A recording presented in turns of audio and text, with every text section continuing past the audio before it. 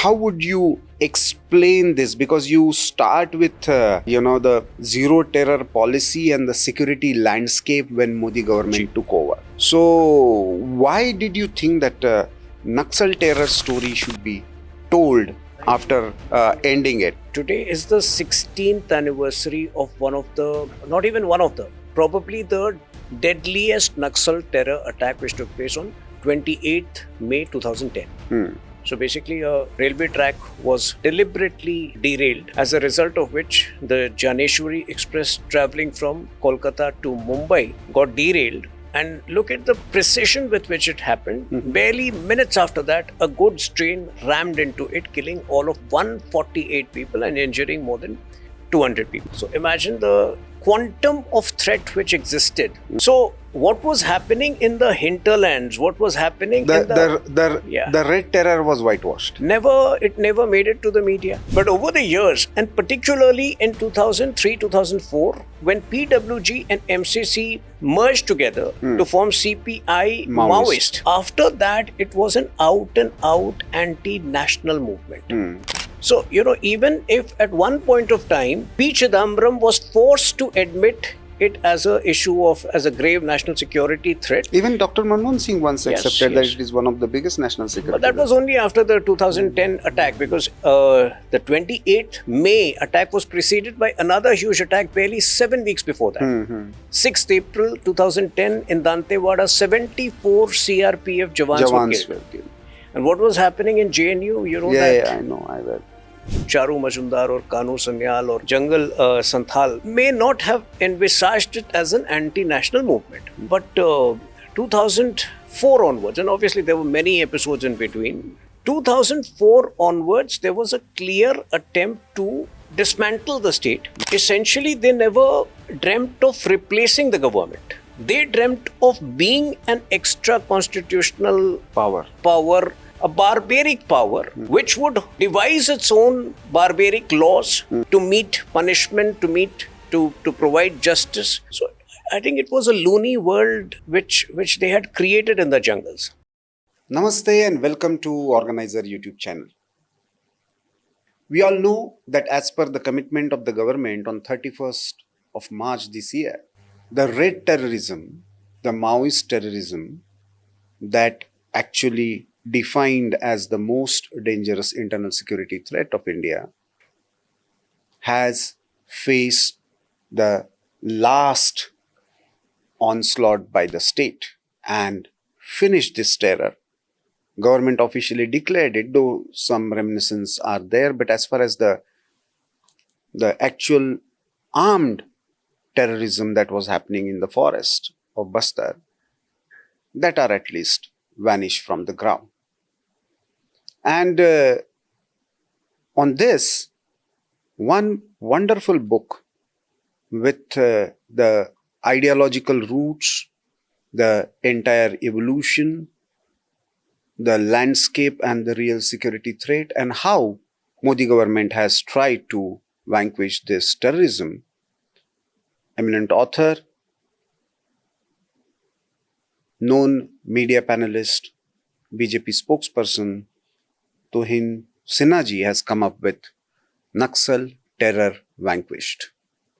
The book that actually gives a holistic picture about what Naxal terrorism was and why it is still to be seen with a little bit of pinch of salt, because they will definitely try to change their tactics. So in today's Meet the Author, we have with us Tuhin Sinha himself. Namaste, Tuhin ji. Namaste, Prafulla ji. Thank you for sparing your time. And Tuhin ji, first of all, congratulations for another wonderful book. You have been a prolific author and you have dedicated this book to the memory of 25,000 people. Many people, do not realize, because generally when we talk of terrorism, we generally consider Pakistan-sponsored terrorism and the Islamic radicalism as the real threat. But this ideological terrorism that in the name of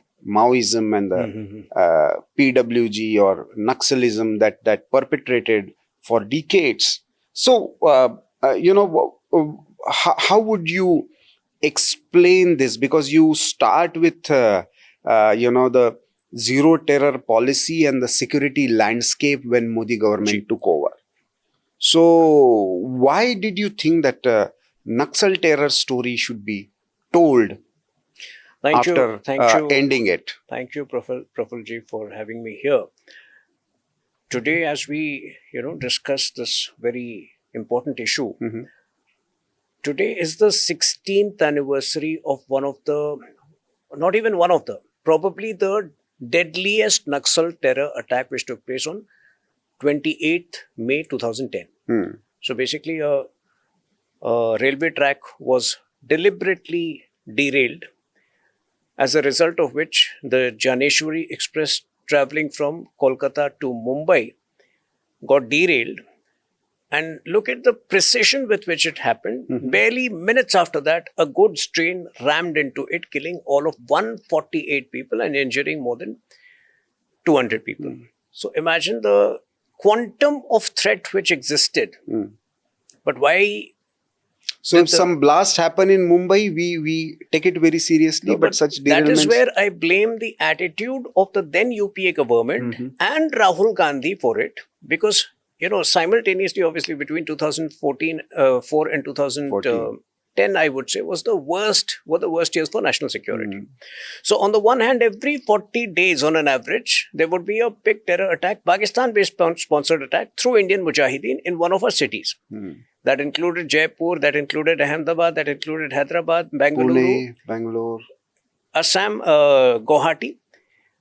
But instead of, so obviously, even organically, the media was more focused on what was happening in the urban centers.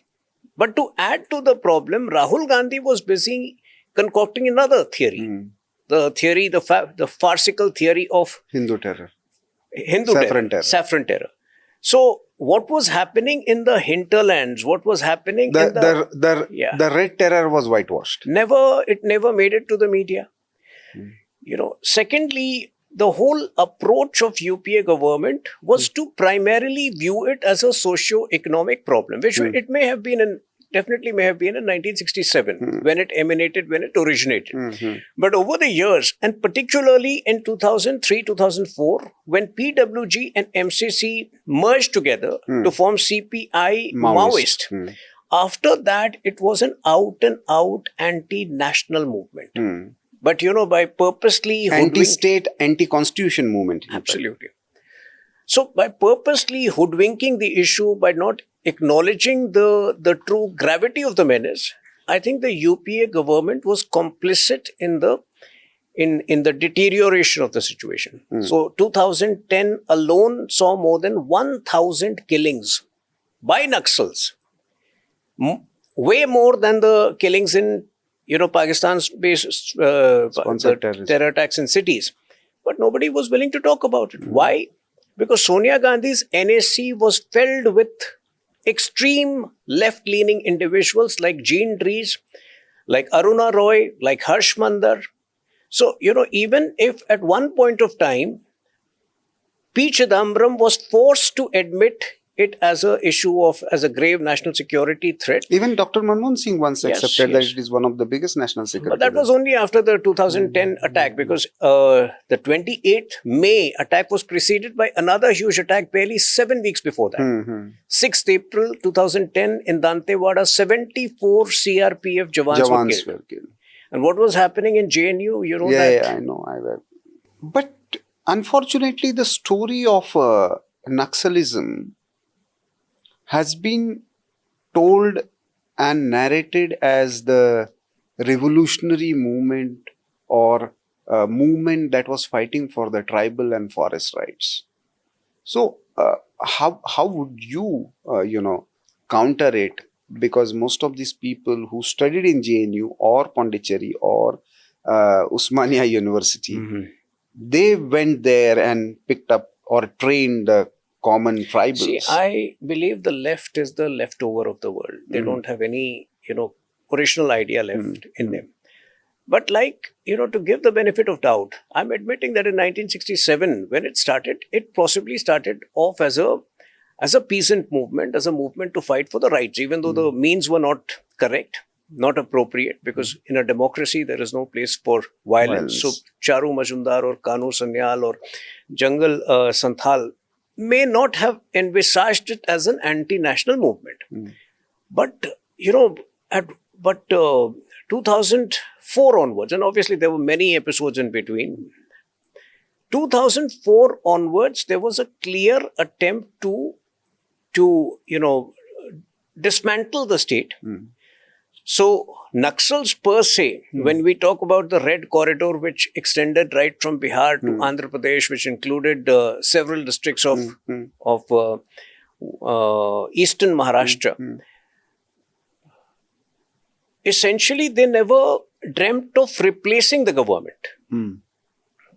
They dreamt of being an extra constitutional power, a barbaric power, which would devise its own barbaric laws to meet punishment, to provide justice. So I think it was a loony world which they had created in the jungles. But the important point over here, when we talk about the interesting changes which have come under Prime Minister Modi, see, I wrote a book on the northeastern states 2 years ago. Congress party had used a term called tyranny of distance to justify their abdication of responsibility in the northeast. In the tribal areas, particularly those impacted by Naxal violence, there was a similar escapist mentality of the Congress government that was at play. Even over here, it was the tyranny of distance mindset. Why bother about what is happening in the hinterland when there are enough issues close by? So let them rot, let them suffer for the next 20 years. Nothing will change for us. That mentality was primarily to blame. So in 2018, when the Modi government came up with this aspirational district program and 118 districts, tribal districts were identified. Most of them were tribal, I would say, but primarily the objective was to identify the most backward districts. And obviously a large percentage of these districts also were the Naxal impacted districts. When we ensured full delivery of government schemes, be it Nal Se Jal Yojana, be it Swachh Bharat Abhiyan, the creation of lavatories across all the Naxal, the whole indoctrination of the Naxal groups started falling flat. Primarily they were playing upon the vulnerabilities of this tribal population. That the government is not bothered. We are the only one who are your caretakers, protectors. So masters. Be good to us. Do as I say. Masters virtually. Yes. But what you have done beautifully in the first few chapters, I'll come to Modi government and the approach while dealing with the Naxal terrorism. But in the first part, you have beautifully compared the while analyzing the security landscape, the Pakistan-sponsored Islamic terrorism and Naxal terrorism. So how do you see the fundamental difference in their approach, and why and how the Indian government dealt with it? But primarily the difference in these two The threats. idea of starting with that chapter, which is Prime Minister Modi's zero tolerance towards terrorism, was to just reiterate that terrorism in all its forms and manifestations are unacceptable for the present government. So, unlike in the UPA era where there was some sort of a good terrorism and bad terrorism, there was no distinction under Prime Minister Modi. Of course, when Prime Minister Modi's government came into office, the bigger priority was to deal with Pakistan, which we successfully dealt through the surgical strikes, followed by Balakot strikes, and then the Operation Sindoor. But I think a lot of things changed post 2019, which is when Home Minister Amit Shah took office as Home Minister. Now, the wonderful part about Home Minister Amit Shah is that, when he makes a commitment, वो कहते हैं ना, जब आप commitment कर देते तो मैं खुद की नहीं सुनता. तो all of those legacy problems which have existed for many decades and which many of us had started to believe that these are legacy problems, they will prevail for the next many decades. I think it took it as a priority to address and conclusively address those priority issues, those legacy issues. So the first in the lot was Article 370, which was abrogated within 70 days of the Modi 2 government coming in power. The second was the CEA bill. I think those 6 months had given the entire government adequate confidence that they can, just go after all the issues which have dragged on for many decades. And of course, one has to prioritize things. One can't be hasty like a leader of opposition. So Naxalism was next on the agenda. But then, COVID set in, and for 2 years, a lot of things were slowed down. From 2000 mid onwards, I think there has been a very concerted effort. CRPF has been at the core of it. But even in terms of information sharing, intelligence sharing between all the 5 different states, because Telangana is a government which is under Congress. But even Telangana, government cooperated wholeheartedly in the last 2-3 months. So I think that even Jharkhand for that matter. Yeah. So that convergence, that seamless coordination is something which was executed and supervised very well by the Home Ministry. And full credit goes to Home Minister Amit Shah ji for that. Tuhinji, one of the key issues that you have dealt with in your book is about Salwa Judum. And Congress leader himself, Mahendra Karma, was brutally killed. But it was a very innovative approach to deal with the menace. So, but on the other hand, the human rights lobby has always seen it as, weaponizing the society. So, where do you see this, because in a couple of chapters you have dealt with the Salwa Judum issue. I think at that point of time, Salwa Judum was the need of the hour. I think it's one of the rare movements where both the local Congress and the BJP were on the same page. So Mahendra Karma, when he initiated it, he was leader of opposition in the Chhattisgarh Assembly, where Dr. Raman Singh was the chief minister. So subsequently, Dr. Raman Singh made it a state policy. Now, the reason why I have written that chapter, or I have dwelt upon it in detail, is to bring out the contradiction between the UPA at the center and the Congress in the state. UPA at the center, through its soft approach, failed its own leaders in the state. So even in 2011, when Salwa Judum was struck down, it did not challenge the order. It did not come up with an alternative, plan.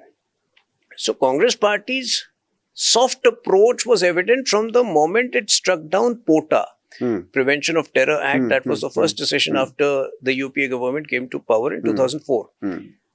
And consistently after that, the soft approach in dealing with extremist groups was very evident.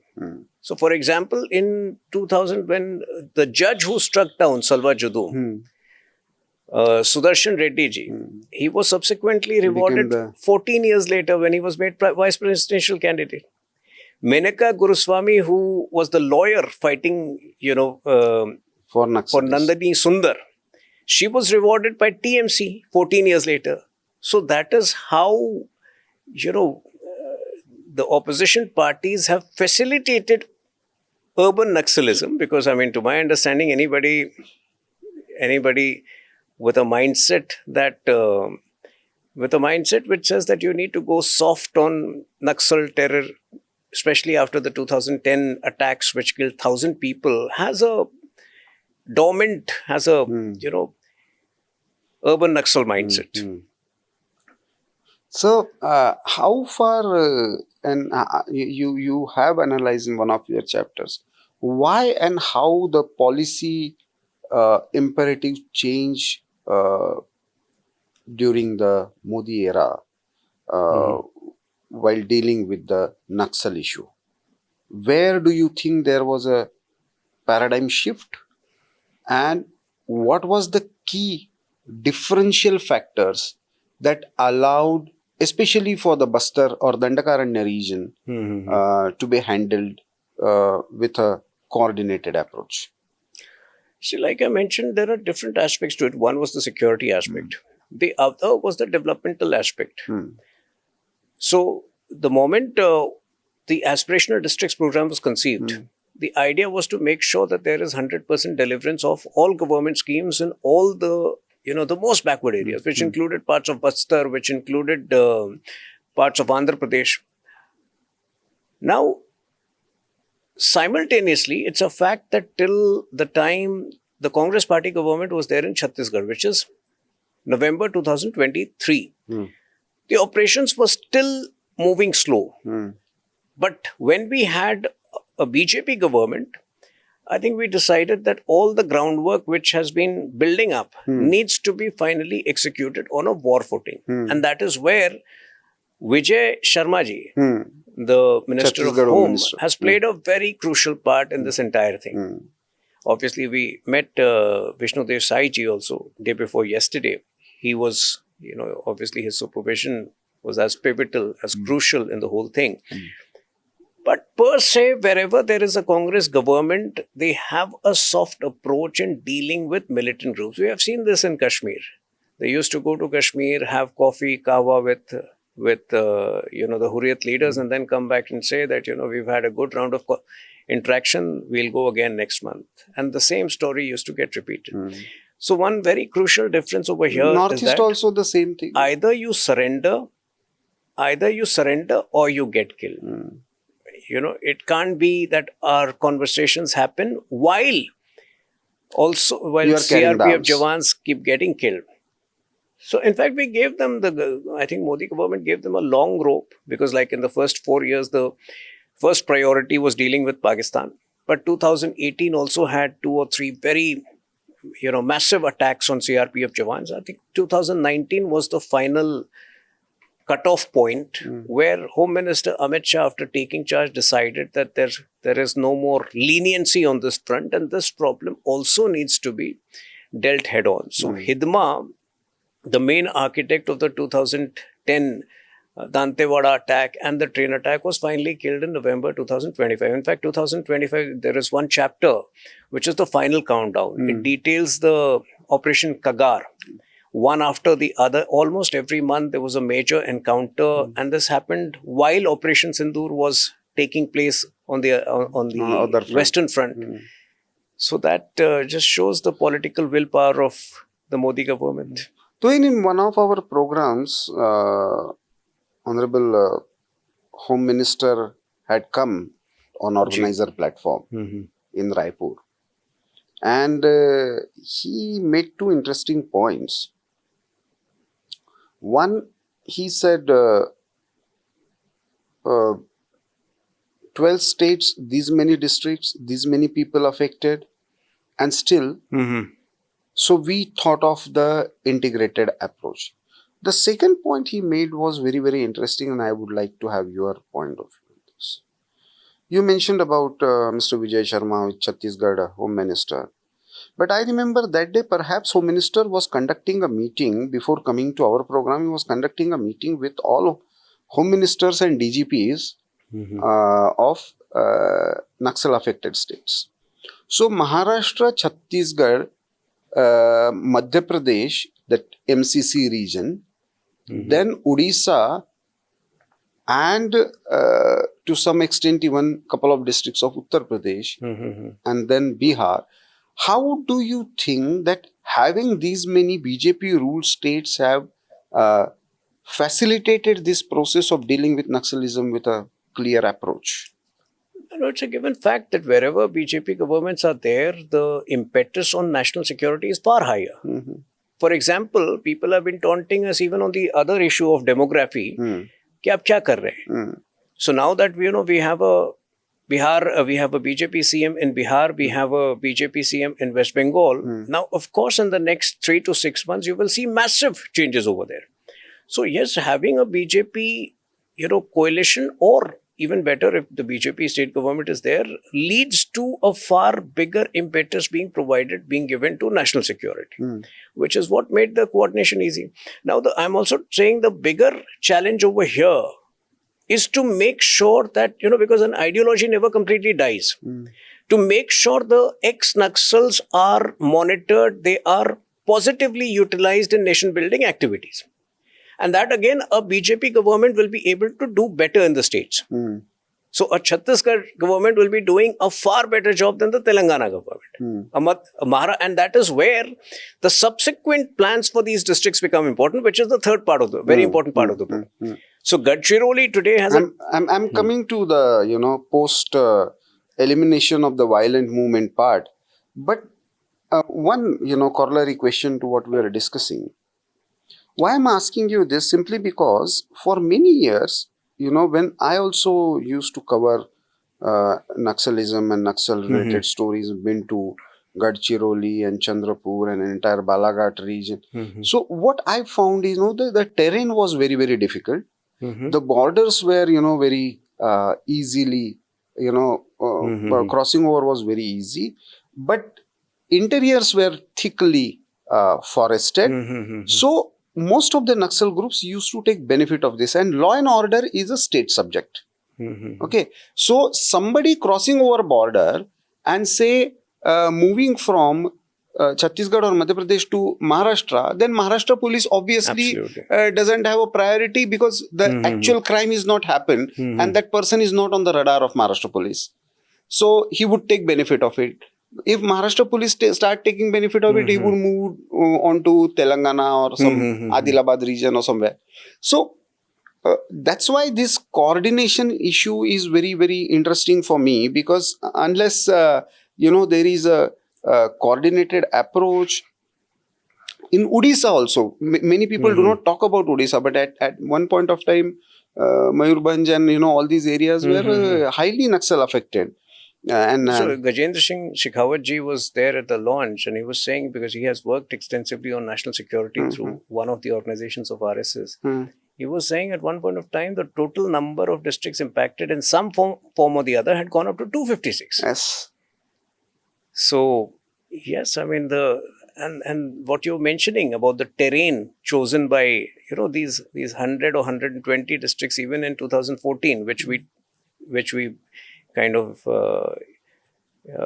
which was bequeathed to us as the bequeathed would be a wrong word, but which we inherited as the Naxal impacted districts.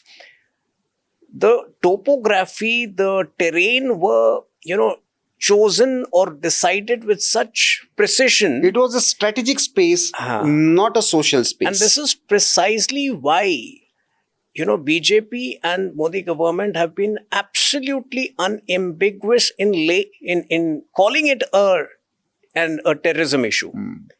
The kind of precision, the kind of planning, the kind of strategies involved were perhaps even more dangerous than what Pakistani terrorists have adopted. And yet some people continued calling it a socio-economic problem.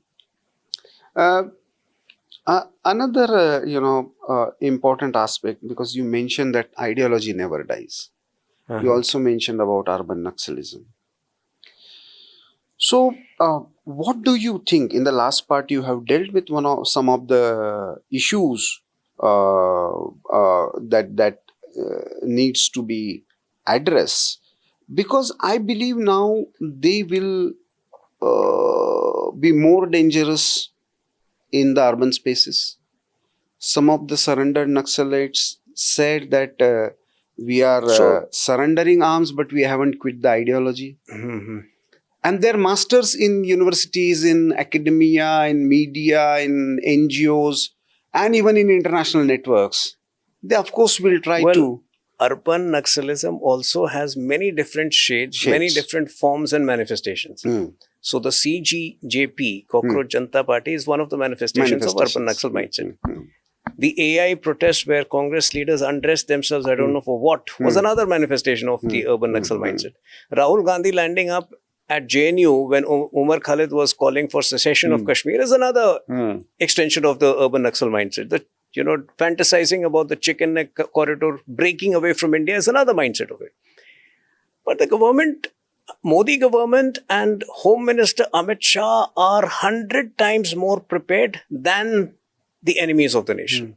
And I think this is what gives us a very clear advantage. So the moment we formed the government in West Bengal, the chicken neck corridor was transferred to the center. So I think, over a period of time, yes, going ahead, when you say an ideology never dies, we have also seen that in the case of Simi. Simi was banned in 2000. As PFI.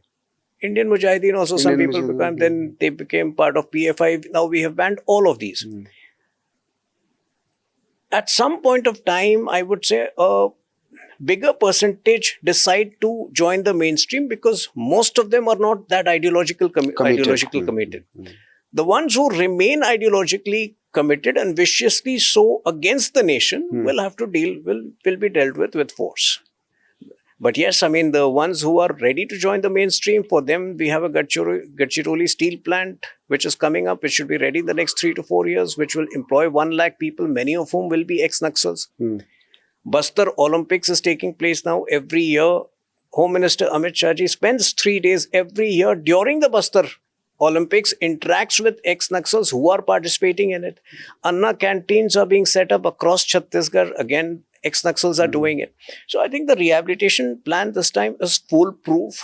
And like you mentioned, since we have BJP governments in most of the states, barring Jharkhand and Telangana right now, I think we will do a far better job than has ever been done in the past. I'm not much concerned about ex-Naxals because they will be anyway under, some kind of monitoring. I'm more concerned about the urban who are not either clearly identified so I have been saying that battle will continue in the studios through podcasts because we need to because Tuhinji, people needs to be educated about various dimensions of this new forms of... So come to think of it, now this so-called CJP, I was going through some data, 80% of their members are from, Pakistan or from unknown countries of Europe and whatever.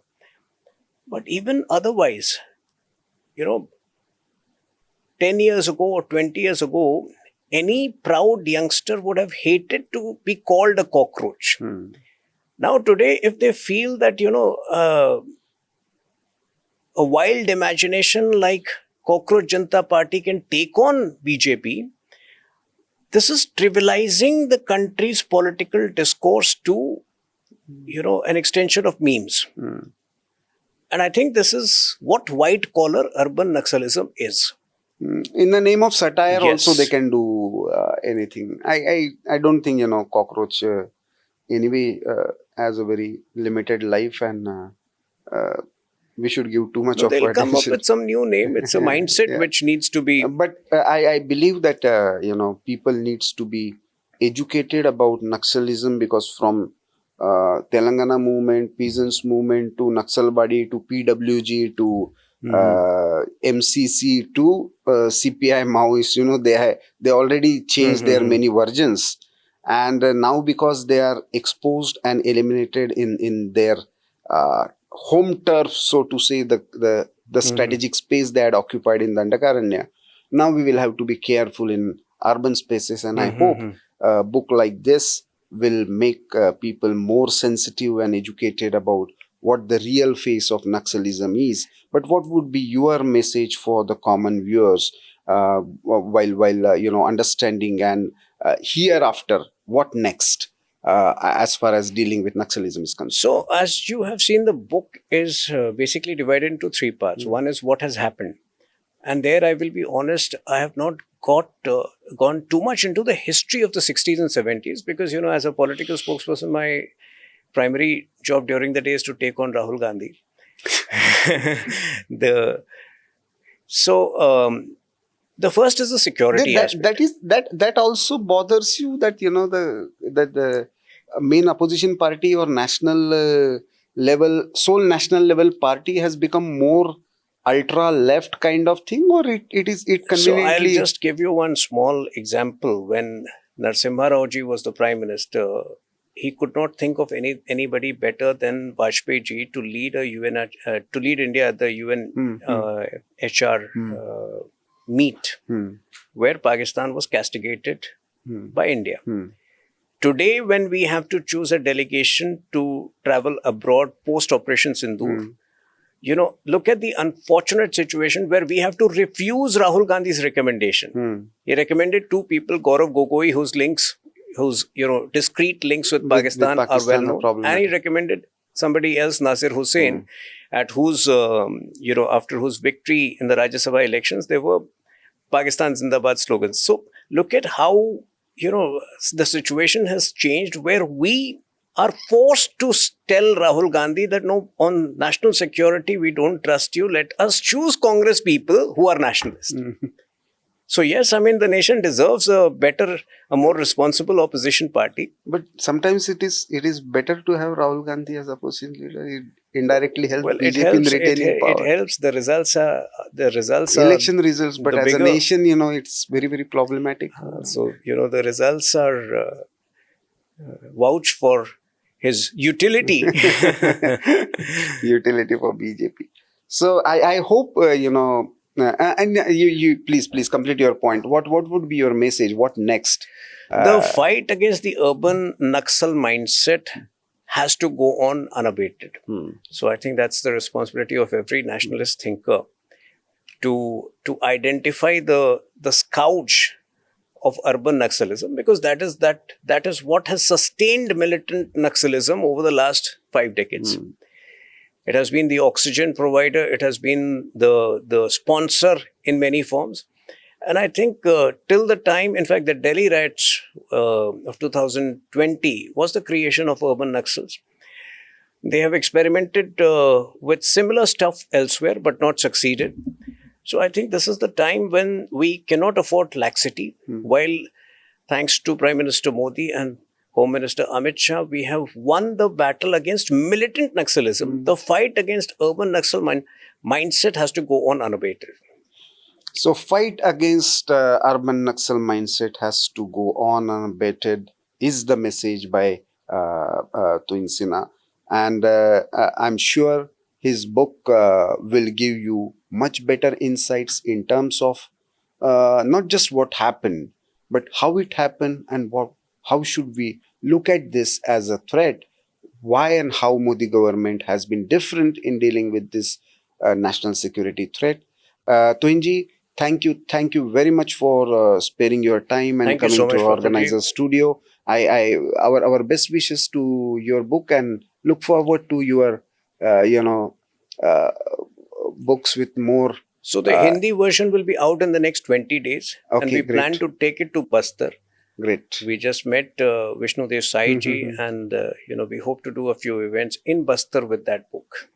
I hope it comes up in more localized form also, maybe in some local languages, Gondi or other languages, so that people in a conversational form understands what has happened and how it is going to happen. So best wishes for your book and the next versions of this, and hope to see more of your authorship and scholarship in coming days. Thank you so much.